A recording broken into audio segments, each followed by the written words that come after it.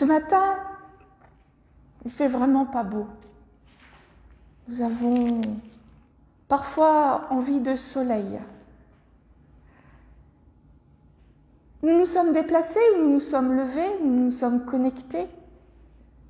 Et même si dehors, le temps est gris et pluvieux, la grâce de Dieu inonde nos cœurs et resplendit autour de nous. Nous sommes venus parfois avec l'esprit lourd, chargé de soucis. Parfois aussi, nous sommes venus remplis de joie parce que nous avons entendu une bonne nouvelle. Et nous sommes ensemble. Et c'est comme si les bonnes nouvelles se partageaient sans rien dire et les fardeaux étaient plus légers. La grâce et la paix nous sont données de la part de Dieu notre Père et de Jésus-Christ, notre frère et notre Sauveur. Bienvenue à vous tous, vous qui avez bravé la pluie et vous qui nous regardez au travers de ces moyens techniques qui n'empêchent pas l'Esprit Saint de nous rassembler. Oui, nous sommes heureux d'être ensemble et c'est pourquoi nous louons le Seigneur. Père, nous te chantons et nous te rendons grâce, car malgré nos peines et nos fautes, au milieu de nos peines et de nos fautes, nous savons que tu es un Dieu que l'on ne peut qu'admirer, chanter et aimer en Jésus-Christ. Pour le monde si fragile mais si beau, pour la vie si menacée mais si belle, pour cet immense univers où s'épanouira ton royaume, nous te louons. Pour ce jour qui nous redit la résurrection, pour ton Église qui nous rassemble, nous te louons. Pour ton évangile, pour notre baptême, pour ta volonté de te servir de nous, pour la promesse de ton éternité, nous te louons. Et parce que nous pouvons t'aimer et nous aimer sur la terre au nom de l'amour du Christ, en paix et avec joie, Père, nous te louons. Amen. Et je vous invite à chanter notre louange avec le psaume 47.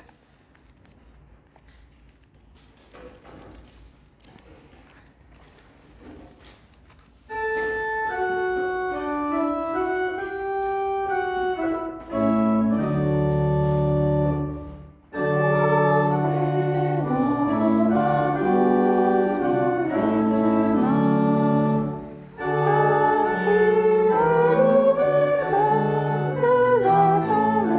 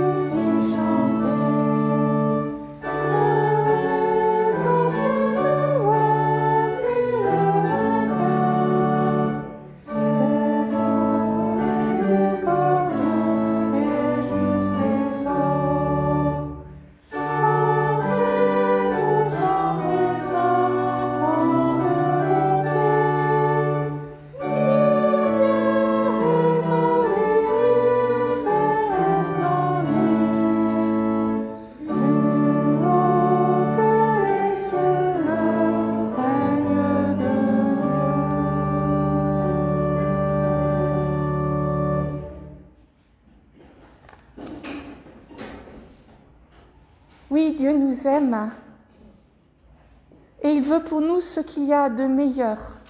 Il nous veut libres, en route sur son chemin. C'est pourquoi il nous a donné sa loi. Écoutons-la à travers la voix de l'apôtre Paul. Ne devez rien à personne, si ce n'est de vous aimer les uns les autres, car celui qui aime a accompli la loi. En effet, les commandements « ne commets pas d'adultère, ne tue pas, ne vole pas, ne convoite pas », ceci et tous les autres se résument dans un seul commandement : aime ton prochain comme toi-même. L'amour est donc le plein accomplissement de la loi. Ce commandement, nous le connaissons bien. Et puis, en fait, c'est tellement logique. Si tout le monde aimait son prochain, il n'y aurait plus aucun problème entre les humains. Et nous le savons, et nous ne le vivons pas, ou si peu. Nous prions. Père, tu nous donnes notre cœur pour savourer la bonté de ta création, notre corps pour y habiter avec force et avec grâce, notre vie pour user des occasions de donner et de demander, notre mort pour ne pas rêver d'une immortalité mensongère. Et voilà que ce cœur, nous le gardons sec et craintif. Cette vie, nous la convoitons ou nous la regrettons. Cette mort, nous la fuyons ou nous y sombrons. Pour le gâchis de ta création, Père, nous te demandons pardon. Ce pardon, donne-le-nous pour que nous trouvions la joie et la paix, même dans la lutte ou la détresse. Amen.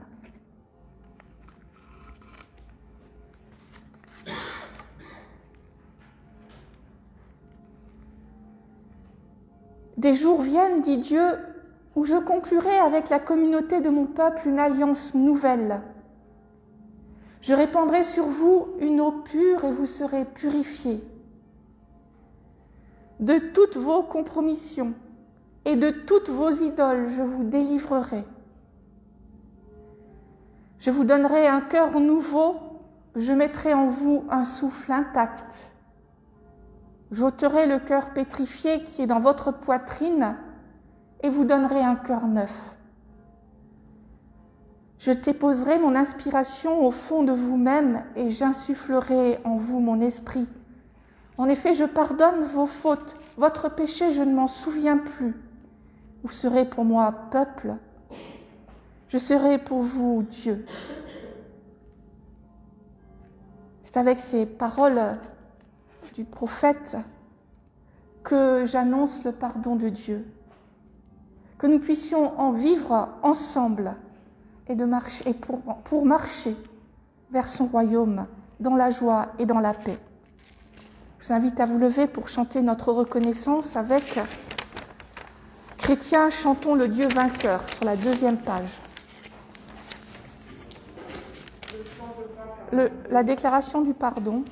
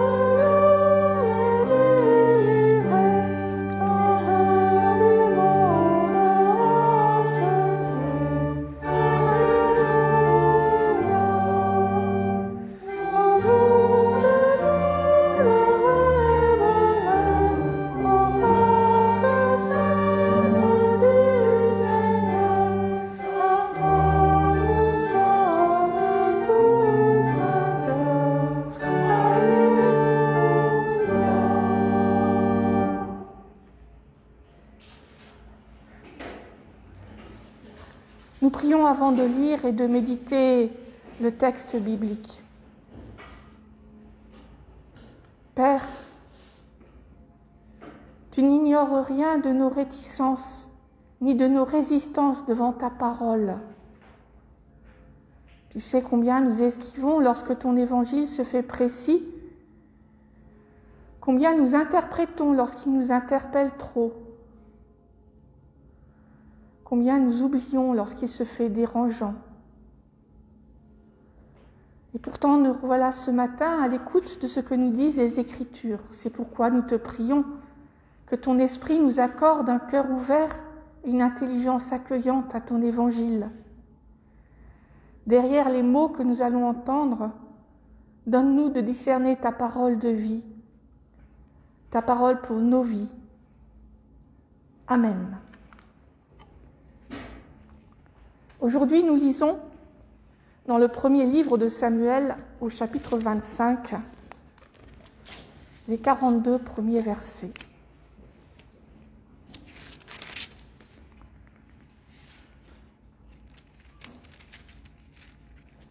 Samuel mourut.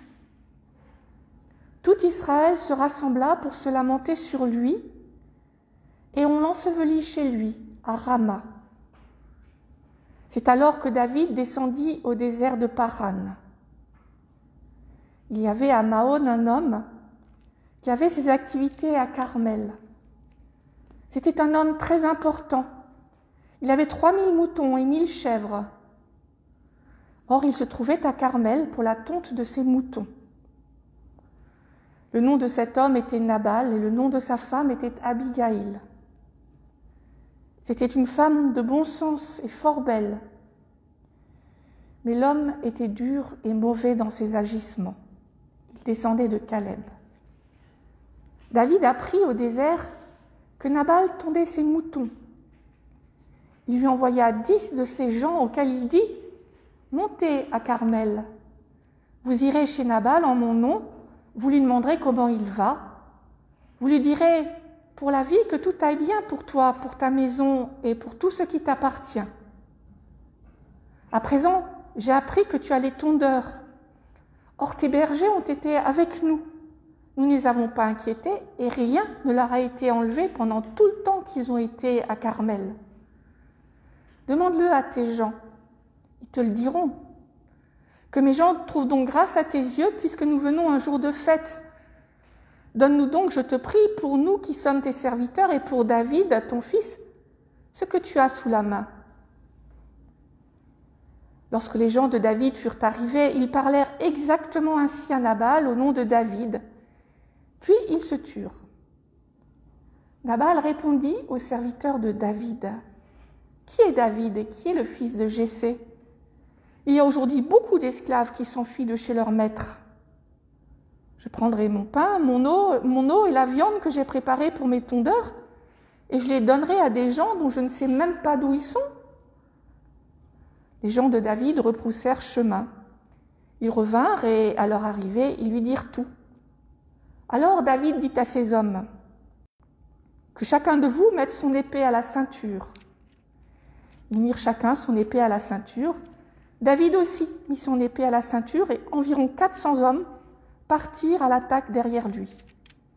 Il en resta 200 près du matériel. Un des serviteurs de Nabal dit à Abigail, femme de Nabal, « David a envoyé du désert des messagers pour bénir notre maître qui les a rudoyés. Et pourtant, ces hommes ont été très bons pour nous. Nous n'avons pas été inquiétés et rien ne nous a été enlevé tout le temps que nous avons fait route avec eux lorsque nous étions dans la campagne. Ils nous ont servi de muraille nuit et jour, tout le temps que nous avons été avec eux pour faire paître le petit bétail. À toi maintenant de voir ce que tu as à faire, car le malheur de notre maître et de toute sa maison est résolu. Quant à lui, c'est un homme sans morale, impossible de lui parler. » Abigail prit vite 200 pains, 2 outres de vin, 5 moutons à prêter, 5 séas de grains rôtis, 100 gâteaux de raisins secs et 200 gâteaux de figues sèches qu'elle mit sur des ânes. Elle dit à ses serviteurs, Passez devant moi, je vous suis. Elle ne dit rien à Nabal, son mari. Montée sur un âne, elle descendait par un versant de la montagne. David et ses hommes descendaient en face d'elle, de sorte qu'ils la rencontrèrent. David avait dit « C'est bien à tort que j'ai gardé tout ce que cet homme a dans le désert et que rien n'a été enlevé de tout ce qu'il possède. Il m'a rendu le mal pour le bien. Que Dieu fasse ceci à David et qu'il ajoute cela, si je laisse subsister jusqu'au matin un seul mal de tous ceux qui appartiennent à Nabal. » Lorsqu'Abigaïl aperçut David, elle s'empressa de descendre de l'âne, puis elle tomba face contre terre, prosternée devant David.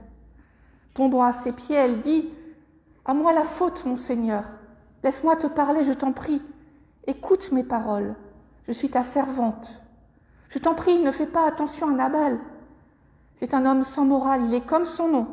Son nom, c'est Nabal, fou, et il y a chez lui de la folie. Moi, je n'ai pas vu les gens que tu as envoyés. Maintenant, par la vie du Seigneur et par ta propre vie, c'est le Seigneur qui t'a empêché de verser le sang et d'assurer toi-même ton propre salut.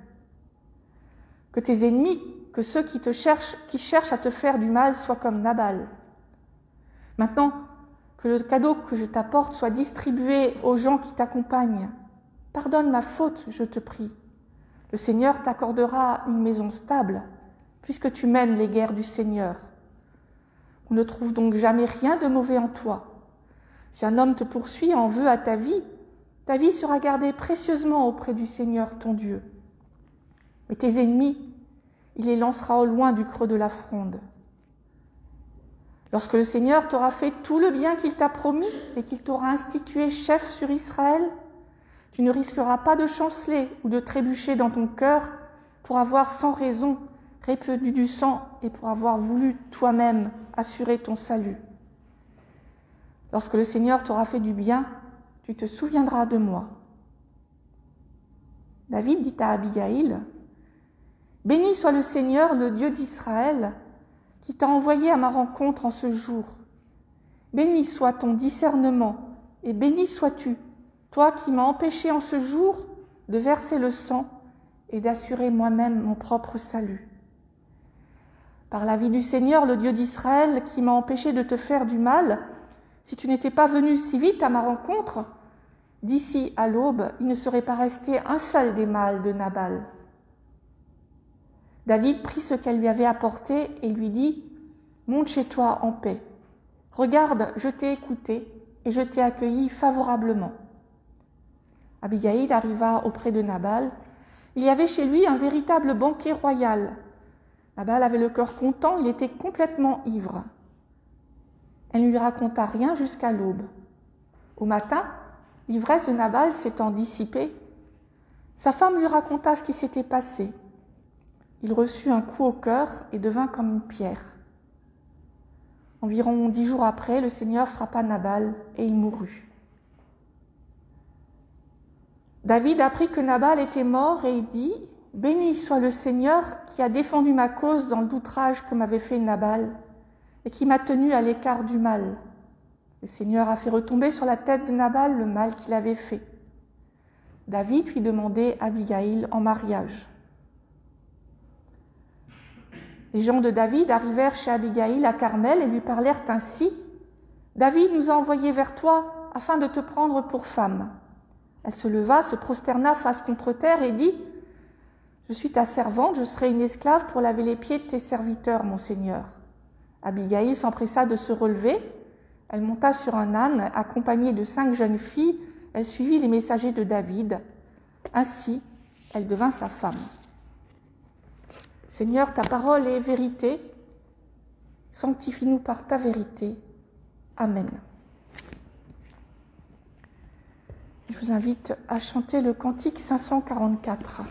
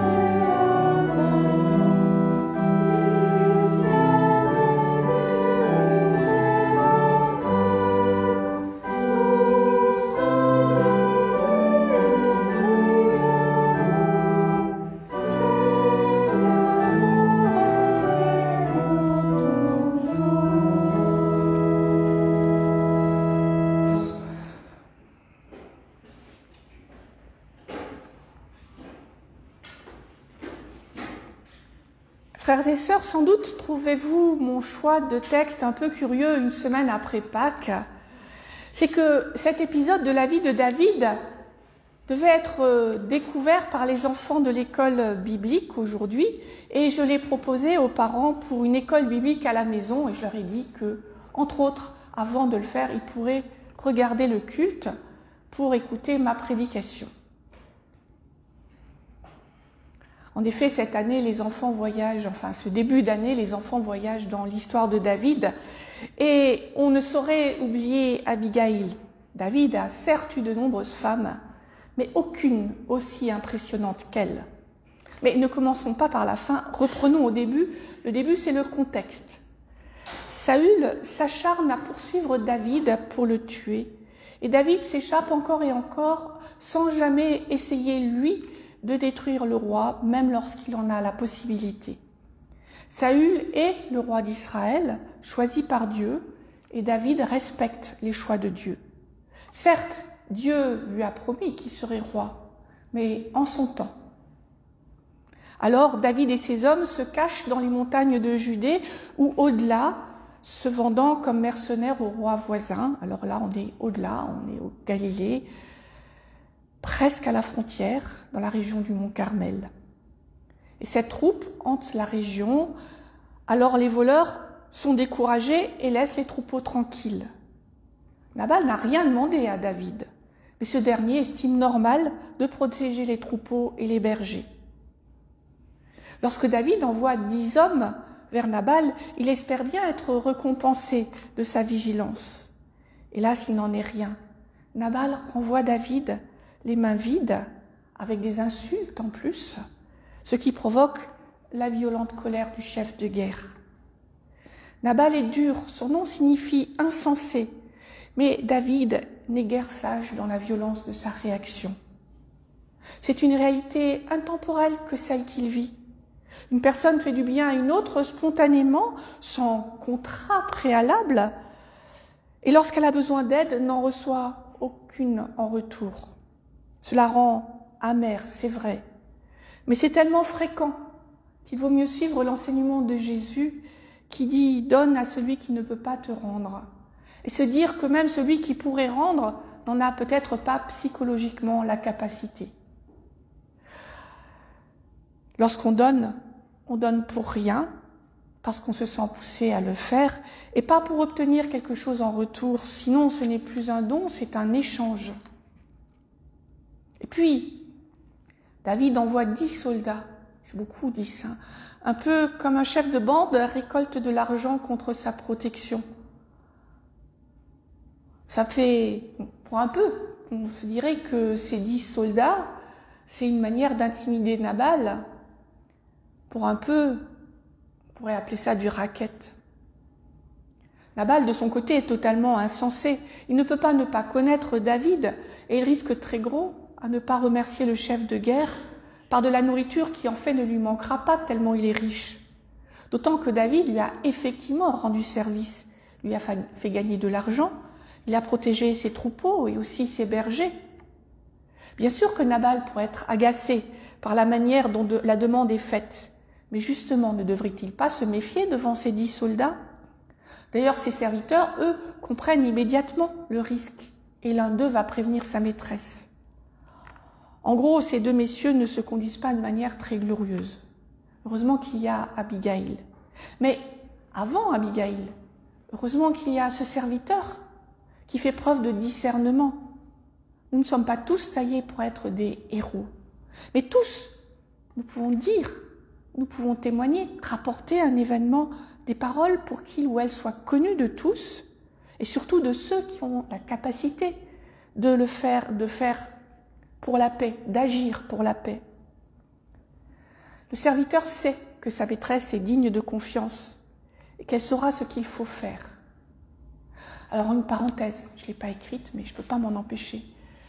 Les femmes n'ont quasiment aucun rôle, hein. On nous dit bien, elles ne sont rien, elles obéissent à leur mari, elles restent dans la maison. Mais en fait, le serviteur qui sait très bien que sa maîtresse sait quoi faire, ça révèle une réalité sur le terrain qui était différente. Certes, les femmes n'avaient pas de pouvoir politique, elles n'avaient pas de rôle social, mais Abigail est au courant de tout ce qui se passe et les serviteurs savent très bien ce qu'il faut faire pour être sauvés. C'est s'en référer à elle. Donc, ce serviteur ne cache rien de ce qui est arrivé et explicite les circonstances qui ont amené David à demander de l'aide, explique qu'il les a vraiment secourus, vraiment aidés, vraiment protégés. Et oui, Abigail écoute et elle comprend elle aussi le danger. Et elle agit donc à l'opposé de ce qu'on attendrait d'une femme de son époque. Elle ne va pas trouver son mari pour le supplier. Sans doute d'ailleurs serait-ce peine perdue puisque Nabal est réputé être un homme dur et méchant. Elle n'envoie pas non plus, et ça c'est important, de messager à David pour demander pardon et pour apporter la nourriture. Elle se mouille, elle y va elle-même. Et ça change tout. Parce que Nabal et David ne se sont pas vus. Ils ne se sont pas parlé. David lui-même n'a pas vu les bergers. Il les a croisés quand il était avec ses hommes dans la contrée. Mais il n'a pas regardé ce qu'il allait détruire, vraiment. Et puis ses serviteurs, les 10 hommes envoyés comme messagers, n'ont été que cela. Ils ont répété les paroles exactement de David et n'ont pas essayé de négocier avec Nabal, n'ont pas essayé de lui faire comprendre, n'ont pas essayé d'avancer dans le dialogue. Combien de conflits graves seraient évités si on se parlait face à face au lieu de passer par des intermédiaires, qu'ils soient humains ou des moyens techniques? Combien de mails ont été mal lus, mal compris et ont donné lieu à des conflits sans fin? Ne parlons pas des dépêches et télégrammes responsables de conflits meurtriers, des campagnes de presse haineuses contre telle nationalité, telle religion, telle ethnie, qui se terminent en drame. Je commence même pas à parler des réseaux sociaux. Se voir en face à face n'évite évidemment pas tous les conflits, mais cela en désamorce un certain nombre, parce qu'on sait quoi dire pour continuer la discussion. Alors que quand on ne peut pas la continuer, eh bien ça laisse la place à toutes les interprétations. Abigail est intelligente, elle a bien compris que la colère de David contre son mari est meurtrière, alors elle va porter toute la responsabilité. Nabal n'est-il pas insensé? Elle est seule à blâmer. Elle ne vient pas faire des reproches, elle vient demander pardon, elle ne vient pas supplier au nom d'une quelconque humanité, non, elle se déclare pleinement responsable et elle veut réparer l'offrande, elle vient supplier pour ses serviteurs, pour son mari. Elle répare le refus de Nabal avec une quantité de nourriture impressionnante, probablement beaucoup plus que ce que David aurait reçu de Nabal si Nabal avait été généreux de façon normale. Mais elle ne s'arrête pas là. Il y a aussi l'orgueil blessé de David qui demande réparation. Elle le supplie pour elle, pour sa maisonnée, mais aussi pour lui. Il ne faudrait pas qu'il se perde. Elle dit à David ce qu'il devrait être, en faisant mine de lui dire ce qu'il est déjà. Un chef de guerre juste et compatissant, qui ne porterait jamais l'épée contre un autre Israélite. David a été choisi par Dieu, dit-elle, et il laisse bien sûr Dieu se charger de ses ennemis. Lui, David, est promis à un grand destin, parce qu'il reste intègre et juste. Une des phrases d'Abigail est étrange. Au verset 26, on lit « Maintenant, par la vie du Seigneur et par ta propre vie, c'est le Seigneur qui t'a empêché de verser le sang et d'assurer toi-même ton propre salut. Que tes ennemis, que ceux qui cherchent à te faire du mal, soient comme Nabal. Le Seigneur t'a empêché de verser le sang, comme si Dieu était déjà intervenu, comme si David avait déjà renoncé à son projet. Ne serait-ce pas qu'Abigail vient elle-même de la part de Dieu? Oui, quelle curieuse phrase. David vient de se dire qu'il allait massacrer Nabal et tous ses serviteurs. Et Abigail, dans son discours de supplication, lui annonce que Dieu l'a déjà empêché de se venger lui-même. Abigail descend vers David pour sauver sa maisonnée et elle annonce à David que Dieu lui a évité de perdre son humanité en se vengeant lui-même. Elle annonce donc à David que Dieu l'a sauvé de lui-même. Rappelez-vous la première phrase. Samuel est mort. Il n'y a plus de prophète officiel dans le pays. Plus tard, nous le verrons, le prophète Nathan sera envoyé à David, et c'est lui qui va être son conseiller, son vizir en quelque sorte. Mais à ce tournant de la vie de David, il n'a pas les moyens de demander conseil à Dieu. Alors c'est Abigail qui va devenir la prophétesse, ou peut-être même le prophète du Seigneur. Un prophète est un homme ou une femme, en l'occurrence, qui est chargé par Dieu d'une parole pour les humains, ou pour un humain en particulier. Par sa parole, qu'elle déclare en réalité venir de Dieu, Abigail va empêcher David de se venger lui-même.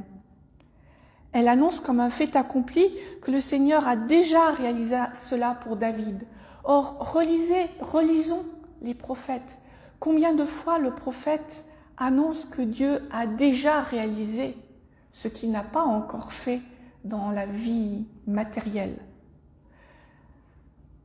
Puis, elle lui affirme que Dieu empêchera Saül de lui faire du mal, lui fera une descendance solide et que David sera un chef pour Israël. Et ceci se réalisera parce que David n'a pas utilisé la violence pour son propre compte. Quant à David, s'il était dans l'erreur, si sa violence allait le conduire à la catastrophe, il est capable de se rendre compte de ses erreurs. Il est capable de comprendre qu'il a commis un acte ou une pensée contraire à la volonté de Dieu. Il reconnaît aussi en Abigail celle qui lui parle au nom du Seigneur. « Je remercie le Seigneur, dit-il, Dieu d'Israël, qui t'a envoyé aujourd'hui à ma rencontre. » Alors si nous revenons aux motivations d'Abigail, elles lui sont toutes totalement personnelles. Elle veut sauver ses serviteurs, ses possessions, peut-être même son mari. Mais Dieu s'empare du projet d'Abigail et surimpose une mission de prophétie adressée à David. Dans notre vie de tous les jours, dans la vie de chaque être humain, il y a des moments où c'est l'intervention d'un autre qui nous empêche de commettre des erreurs. Parfois de manière fortuite, sans nécessairement s'en rendre compte, cet autre va dire ou faire quelque chose qui résonne en nous fait réfléchir, nous fait changer de chemin. Je vous engage à relire votre passé. N'y a-t-il pas des épisodes de vos vies qui ressemblent à ce que nous venons de lire? Alors, évidemment pas la question de vengeance par le sang, mais le désir de vengeance, ou en tout cas l'amertume et la haine qui peut en résulter face à l'autre est très ancrée en nous. Quand on nous frappe, le réflexe est de frapper en retour.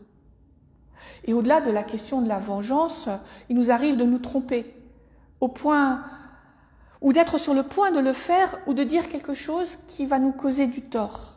Celui qui, par ses gestes ou ses paroles, sa présence, nous détourne de cette voie, se positionne comme Abigail dans notre histoire. Et parfois, à l'inverse, ce sont nos actions, nos paroles, qui permettent à un autre de ne pas s'engager dans une décision mauvaise. Nous sommes alors dans la position d'Abigail. Nous n'avons pas nécessairement l'intention de rendre service, nous pouvons agir dans notre propre intérêt, mais si notre intervention permet à l'autre de rester sur le bon chemin, alors quelque chose se passe.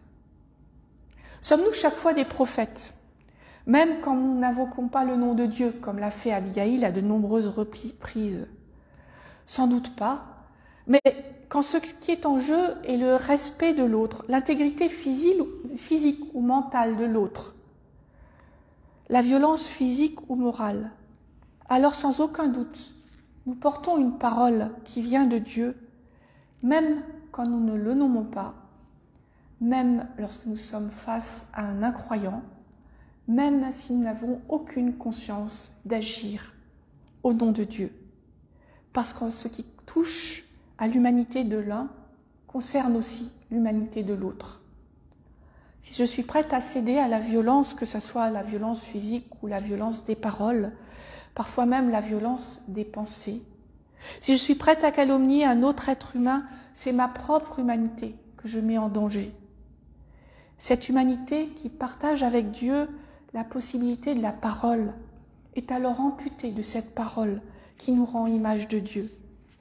L'acte remplace la parole, la force remplace l'écoute, le mensonge détruit la parole de vérité.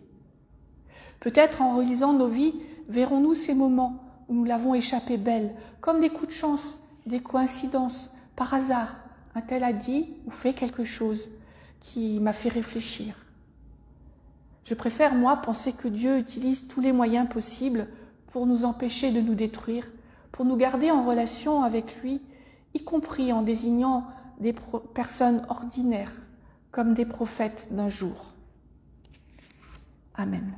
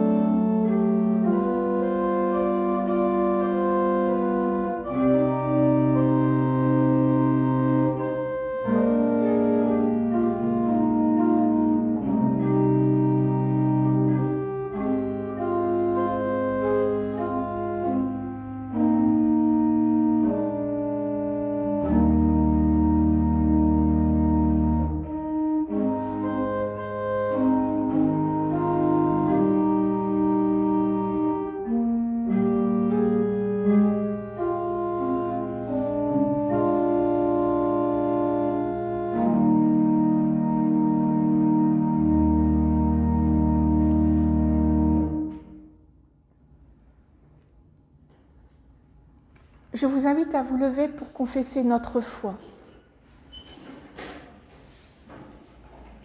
Nous croyons en Jésus-Christ, le Fils unique de Dieu, qui s'est fait homme, pour que nous ayons pardon, joie et salut. Il a proclamé inlassablement la bonne nouvelle du royaume de Dieu. Nous croyons qu'il est mort et ressuscité pour nous donner la victoire sur la mort et l'assurance de notre résurrection. Nous croyons qu'il viendra dans la puissance et la gloire, comme il est venu dans la faiblesse et l'humilité. Par lui, nous croyons en Dieu notre Père, qui nous prend pour ses enfants et nous aime comme il aime le Christ. Nous croyons en l'Esprit Saint qui agit en notre esprit et nous atteste que nous sommes enfants de Dieu, qui guide l'Église par sa parole et nous révèle la gloire de Jésus-Christ. Nous croyons l'Église universelle, visible et invisible, pécheresse et pardonnée. Nous croyons que nous sommes tous liés à Jésus-Christ. Nous croyons que le royaume de Dieu est notre commune espérance. Amen. Et je vous invite à chanter le cantique 221.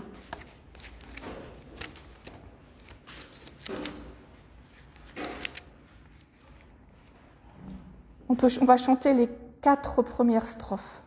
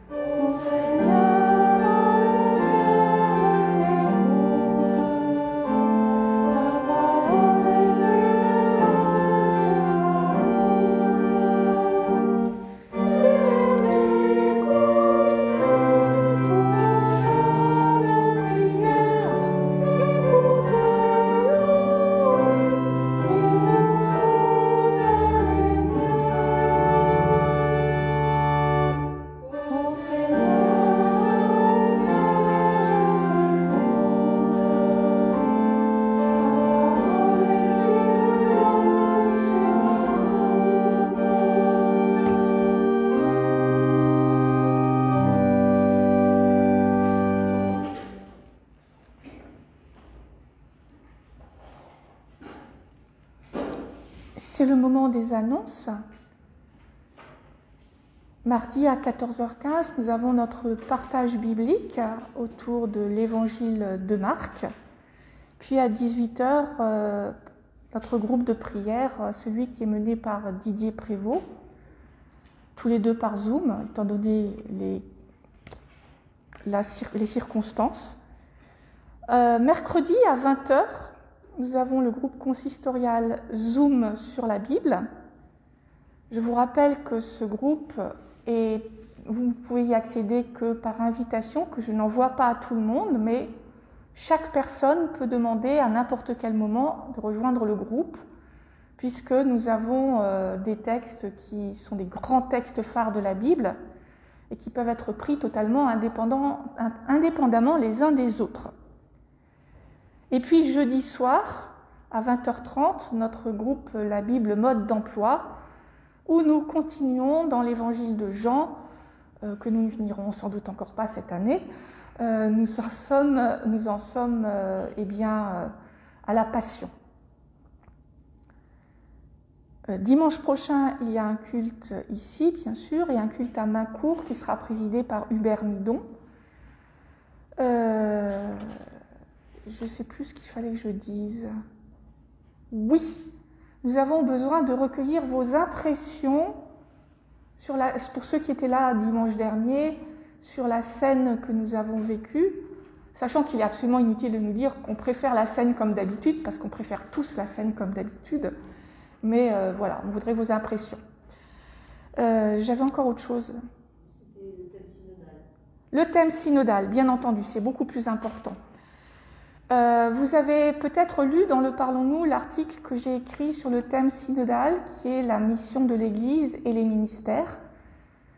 C'est un thème extrêmement important parce qu'il s'agit de l'avenir de notre Église.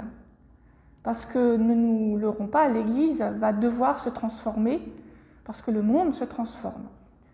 Nous avons décidé d'ouvrir la réflexion plus largement que le Conseil presbytéral, comme nous le faisons quand le thème est important, la déclaration de foi, la bénédiction, l'écologie, bref.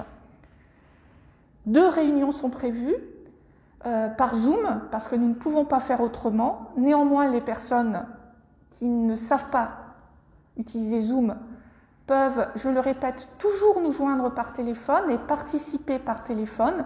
Bien sûr, il n'y a pas la partie vision, mais il y a la partie discussion, discussion à plusieurs qui est impossible dans un appel téléphonique normal. Donc les personnes qui sont intéressées, c'est lundi, j'ai pas noté, c'est lundi 16 avril à 20h30. Pour la première partie, il s'agira de la mission de l'Église. Et puis la deuxième partie sur les ministères sera samedi 8 mai à 17h. Nous avons essayé de naviguer entre ceux qui travaillent pas, ceux qui n'aiment pas le soir, ceux qui ont des enfants dans la journée. Et proposons donc ces 2 temps, sachant que on peut très bien participer à la première sans participer à la deuxième, mais que c'est beaucoup plus difficile de participer à quel ministère pour la mission de l'Église si on n'a pas réfléchi sur la mission de l'Église. Donc voilà. Et c'est ouvert à tous, sans distinction. Pour les personnes qui n'auraient absolument pas possibilité de se connecter, l'article dans le Parlons-nous dit qu'il y a un document qu'on peut lire et y réfléchir. C'est absolument pas. On va faire les rencontres de telle sorte que ça ne soit pas obligatoire du tout, mais ceux qui voudraient y réfléchir et qui n'auraient pas Internet, nous pouvons leur donner le petit dossier sur papier. Je crois que j'ai fait le tour de cette question-là. Donc voilà. Alors vous recevrez de toute façon tous l'invitation à vous connecter, mais ça serait quand même bien que vous nous disiez à l'avance qui vient, parce que on n'anime pas la réunion de la même façon si on est le conseil presbytéral plus 3 personnes ou si on est le conseil presbytéral plus 15 personnes. Voilà. Parce que le conseil, lui, a lu tout le dossier, en principe.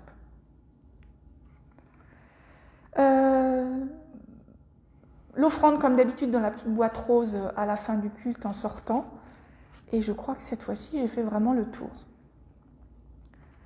C'est à présent le moment de tourner nos pensées, notre cœur et notre prière vers le monde. Père, ta parole nous a redit ton amour pour ce monde. Nous te prions pour les responsables des nations qui rêvent de leur imposer silence. Nous te prions pour celles et ceux qui n'ont aucun pouvoir, pas même celui de faire entendre leur voix et qui fuient devant la force des puissants. Nous te prions pour les riches qu'inquiète le cri des affamés. Nous te prions pour les affamés que révolte le gaspillage des riches. Nous te prions pour les chefs de guerre qui ne connaissent que les armes pour instaurer la paix.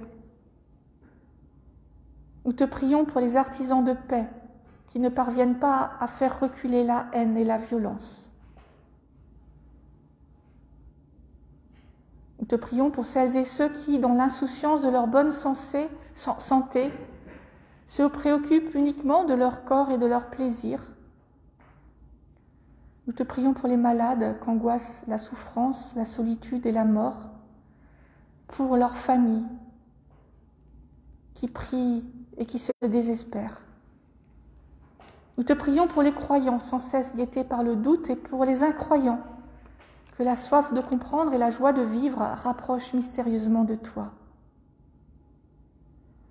Beaucoup de nos frères et sœurs en Christ comptent aujourd'hui sur notre prière. Beaucoup d'humains ont besoin de ta présence, même s'ils ne s'en rendent pas compte. Certains d'entre eux habitent nos vies. Nous te les nommons tous dans le secret de nos cœurs.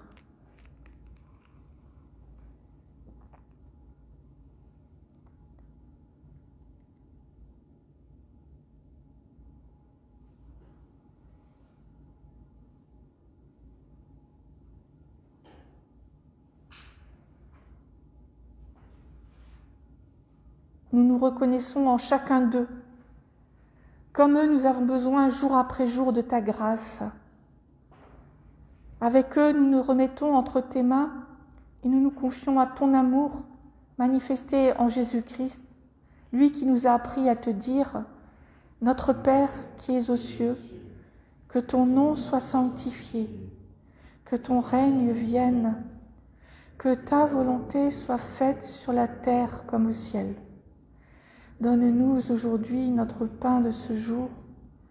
Pardonne-nous nos offenses, comme nous pardonnons aussi à ceux qui nous ont offensés.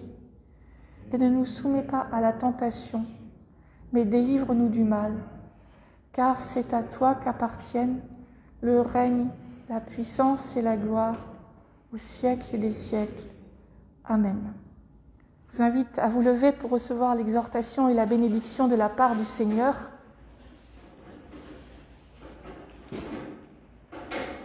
Je vous invite à louer le Seigneur pour tous les prophètes qui nous enseignent l'amour, la liberté et nous gardent dans notre humanité.